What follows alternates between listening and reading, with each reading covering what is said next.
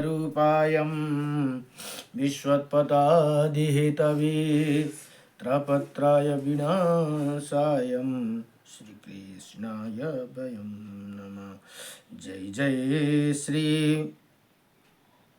राधे, जय जय श्री राधे मेरी स्वामिनी, मैं राधे जू की दास। जन्म जन्म दीजियो मोहे श्री चरण कुबास, जन्म जन्म दीजियो मोहे श्री वृंदावन कुबास। जय जय राधा रमण हरि, जय जय नवल किशोर, जय जय गोपी चितचोर प्रभु, जय जय माखन चोर। जन्म जन्म दीजियो मोहे श्री चरण कुबास, जन्म जन्म दीजियो मोहे श्री वृंदावन कुबास। नारायणं नमस्कृतं नरं चैव नरोत्तमं, देवीं सरस्वतीं व्यासं ततो जयमुदीरये। हरि ओम श्री परमात्मने नमः। ओम श्री परमात्मने नमः। ओम गुरुर्ब्रह्मा गुरुर्विष्णु गुरुदेव महेश्वर, गुरुर्साक्षात् परं ब्रह्म, तस्मै श्री गुरुदेव नमः। तस्मै श्री गुरुदेव नमः। ओम अखण्डमण्डलकारकं व्याप्तायनं चराचरं, तत्पदं दर्शितं येन तस्मै श्री गुरुदेव नमः। बार बार वंदना, हजार बार वंदना, गणपति भगवान को चरणम वंदना। सूर्य देव को वंदना, आदिदेव को वंदना, दिवाकर भगवान को चरणम वंदना। बार बार वंदना, हजार बार वंदना, सांब सदा शिव जी का चरणम वंदना। विष्णु देव को वंदना, वासुदेव को वंदना, वेंकटेश भगवान को चरणम वंदना। दुर्गा माता को वंदना, काली माता को वंदना, नव दुर्गा देवीलाई चरणम वंदना। बार बार वंदना, हजार बार वंदना, ग्रामादि देवता को चरणम वंदना। ग्रामादि देवता को चरणम वंदना। विनय गर्छौं बारम्बार, चित्त रहो सधैँ श्री कृष्ण का चरणमा। बिन्ती हाम्रो स्वीकार लिनुहोस्, राखेर आफ्नो शरणमा। तन मन अर्पण गर्छौं सधैँ श्रद्धाको फूल चढाई, सेवा भाव पुर्याउन सकूं हजुरका चरणमा मन लगाई। चराचर जगतमा प्रभु कैछ दिव्य ज्योति, उनै ईश्वर हजुर प्रभुलाई प्रणाम छ कोटि कोटि। ब्रह्मा विष्णु सदा शिवमा पनि हजुर कैछ दिव्य शक्ति, शिर झुकाई नमन गर्छौं लागोस् चरणमा भक्ति।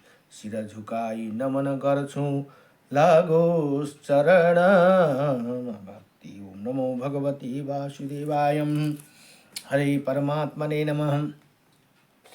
नारायणं परं ब्रह्म, नारायणं परं तप, नारायणं परं देव, सर्वनारायणं सदा। श्रीरामाय रामभद्राय, श्रीरामचन्द्राय वेदसी, श्रीरघुनाथाय नाथाय सीताय पतये नमः। जय जय सीतारामचंद्र भगवान को, जय जय राधा रमण भगवान को, जय जय लक्ष्मी नारायण भगवान को, जय जय उमापति शंकर भगवान को, जय जय श्री राधे, जय जय श्री राधे। राहिले ब्रह्मांड श्री ब्रह्मांड महापुराण अध्ययन हुँदैछन्। ब्रह्माण्ड महापुराणमा जम्मा 3 भाग भनेर बताए। पूर्व भाग, मध्य भाग र उत्तर भाग गरेर 3 भाग छन् भने 156 अध्याय र 12,000 श्लोक 200 श्लोक भनेर यहाँ बताइएको छन्। अब यहाँ हिजोसम्म 57 अध्याय सक्यो, पूर्व भाग सकेर मध्य भागमा 57 अध्याय हिजो सक्यो भने आज 58 अध्यायमा अब आज रामद्वारा गोकर क्षेत्रका समुद्धार भनेर यहाँ बताउनुहुन्छ।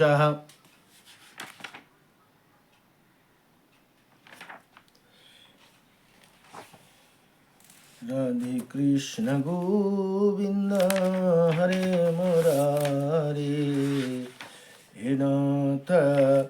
अब यहाँ भन्नुहुन्छ जैमिनी ऋषि बताउनुहुन्छ कि कहा इसी प्रकार कहते हुए पृथ्वी पर गिरे हुए वरुण को देखकर बुद्धिमान भृगुकुल शिरोमणि परशुराम ने अपने अस्त्र को समेट लिया भनेर यहाँ बताउनुहुन्छ। उसके बाद अस्त्र को तर्कस में रख लेने वाले परशुराम सामने खड़े हुए वरुण को देखकर क्रोध को छोड़कर हंसते हुए उनसे बोले, हे नदियों के स्वामी वरुण। पूर्व काल में नदियों का स्वामी, जल का स्वामी वरुण है, वरुण देवता। पूर्व काल में इनका जो गोकर्ण तीर्थ निलय हो गया, समुद्र में डूब गया, इसीलिए ये सब मुनि लोग महेंद्र पर्वत पर रहने वाले मेरे पास आए हैं। पूर्व काल में सागर के पुत्र ने पृथ्वी को खोदते हुए ऋषियों द्वारा सेवित गोकर्ण क्षेत्र को तुम्हारे जल में गिरा दिया था भनेर यहाँ बताउनु। गोकर्ण क्षेत्रलाई पनि जुन सागर पुत्रका 60,000 पुत्रले आफ्नो अश्व खोज्नको लागि खोदेको थिए, त्यतिखेर सबै पृथ्वी खनेर सागरमा अथवा जलमा डुबाइदिएका थिए भनेर यहाँ बताउनुहुन्छ। उसी शंकर जी के प्रिय क्षेत्र को पुनः प्राप्त करने के लिए उसी तीर्थ के वासी मुनि लोग परम दौड़ते हुए आए। उसके बाद वो मैंने इसी उद्देश्य से उस महेंद्र पर्वत से श्रेष्ठ मुनियों के साथ आपके दर्शन के लिए आया हूँ, इसलिए मेरे लिए आप जल को हटाकर आप उस क्षेत्र जल में पूर्वता दे दीजिए भनेर यहाँ परशुरामले अरू ऋषि मुनिहरूको लागि अब वरुणसँग यसरी प्रार्थना गर्नुहुन्छ। जैमिनी ऋषि बताउनुहुन्छ यहाँ इसी प्रकार परशुराम के इन वचनों को सुनकर नदियों के पति वरुण ने परशुराम को मन से अच्छी तरह देखकर उसी प्रकार का वचन कहा। वरुण ने कहा, हे राम, हे मेरा जल किसी के भी द्वारा हटाया नहीं जा सकता। उसी प्रकार वरदान मुझे पूर्व काल में ब्रह्मा जी ने दिया है, वही मैं हे राम आपका तेज का द्वारा अपने स्वाभाविक धैर्य को छोड़कर कायर होकर आपके वश में होकर आया हूँ। क्षत्रिय कुल का नाश करने वाले इनके काम के लिए विवाह विशेष रूप से आप द्वारा प्रेरित है, मैं क्यों ना इस कर्म को करूं। इसीलिए जितने क्षेत्रफल के प्रमाण की भूमि आप मुझे संकल्प करेंगे, मुझसे चाहेंगे, उतना ही भूमि पर मैं आपका जल को धारण करूँगा भनेर यहाँ बताउनु भयो। इसी प्रकार वरुण के वचन को सुनकर ठीक है वैसे ही करते ही ये कहकर उन परशुराम ने धनुष को तोड़कर बाण को फेंक दिया। उसके बाद हे राजन, सीमाओं को दिखाते हुए फेंकने की इच्छा वाले मतिमान राम ने जलाशय में यज्ञ पात्र को ग्रहण किया अर्थात जहाँ तक बाण गया वहाँ पर समुद्र को स्थान पर तालाब में झरना बन गए भनेर यहाँ बताउनु भयो।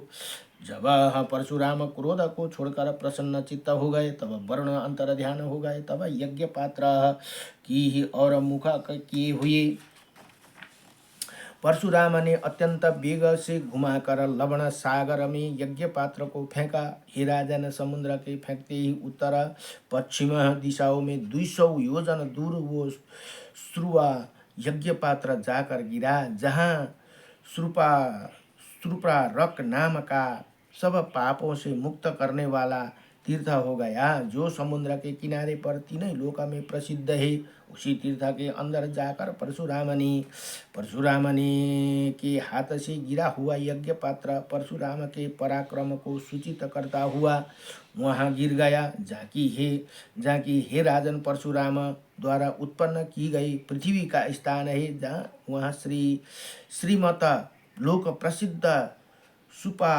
सुपारक तीर्थ है। तथा तब समुद्र अपने जल को हटाकर पृथ्वी को परशुराम को देकर वहाँ से प्रस्थान कर अपनी सीमा में स्थित हो गया भनेर यहाँ बताउनुहुन्छ।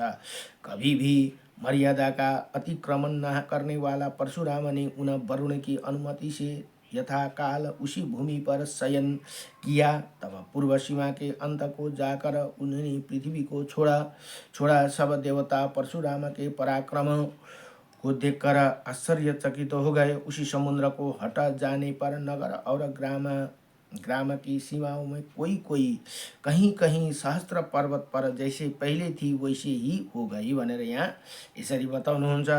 वहाँ देवयोग से तथा उसी स्थान को निम्रता से उन्हें अच्छी तरह देखकर सोचा समझा और उसके बाद भृगुश्रेष्ठ परशुराम ने उन भावयुक्त आत्मा वाले मुनियों को प्रतिपूर्वक मनवांछित स्थान दिया। उसके बाद के सब मुनि लोग महान हर्ष से युक्त हो गए और बहुत अधिक कृत आभारी होकर परशुराम की आशीर्वाद से पूजने लगे भनेर यहाँ बताउनुहुन्छ। इसके बाद इन सब मुनियों को अनुमति प्राप्त कर पूर्ण मनोरथ पर परशुराम चले गए। हे तब मुनिश्रेष्ठ, परशुराम के चले जाने पर उसी देश से अपने आश्रम में होकर सब मुनि लोग समुद्र के किनारे पर पहुँचे। महान यत्न से उसी भूमि की पराक्रमी करके हे राजन उन्हें चारों ओर जल के मध्यम और पृथ्वी को स्थिति देखा।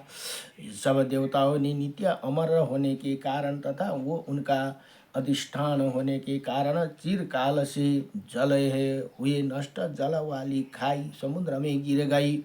अर्थात सागर पुत्रों द्वारा बनाई गई जो भूमि में गहरे गड्ढे थे जिनका जल कपिल मुनि की क्रोध अग्नि से जल गया था, उनमें समुद्र का पानी भर गया। रुद्र के प्रभाव से वहाँ अत्यंत विलप्त कोलाहल नहीं हुआ। वो जल निश्रित क्षेत्र पूर्व के समान ही हो गया। और हे राजन, ये देव की अचिंत्य सामर्थ्य है। इसी प्रकार परशुराम ने समुद्र से पृथ्वी को पुनः रचना की। इसे रचना राजन 400 योजन दक्षिणा से उत्तर तक आज भी समुद्र उसकी सीमाओं का अतिक्रमण करता है।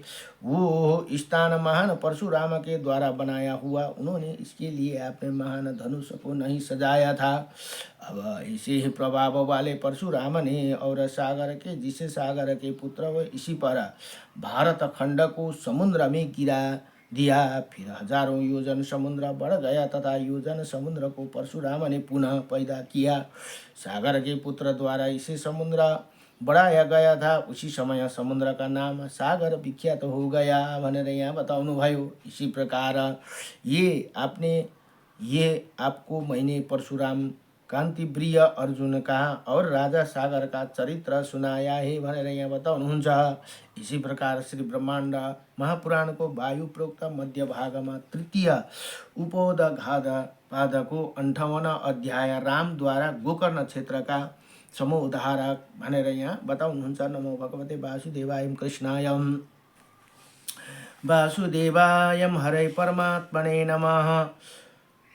प्रणत क्लेश नाशायम गोविंदाय नमो नमः। श्री कृष्ण गोविंद हरे मुरारी।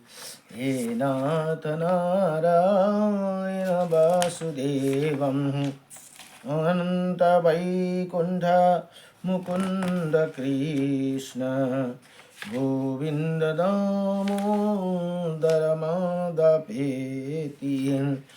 अब आजलाई यति नै भोलिको प्रसङ्गमा छ। अब श्री ब्रह्मा भोलिको प्रसङ्गमा 59 अध्यायको प्रसङ्गमा अब वैवस्वत मनु की उत्पत्ति का अध्याय 59 अध्यायमा वैवस्वत अहिलेको जुन हाम्रो मनु चल्दैछ नि, मनु भनेर भनिन्छ, अहिलेको वैवस्वत मनुका उत्पत्तिका वर्णन भनेर यहाँ बताउनुहुन्छ। भोलिको प्रसङ्ग पनि बडो दिव्य प्रसङ्ग छ। नमो भगवते वासुदेवायम कृष्णाय वासुदेवायम हरै परमात्मने नमः। प्रणत क्लेशनाशायम गोविन्दाय नमो नमः। नमो भगवते वासुदेवाय।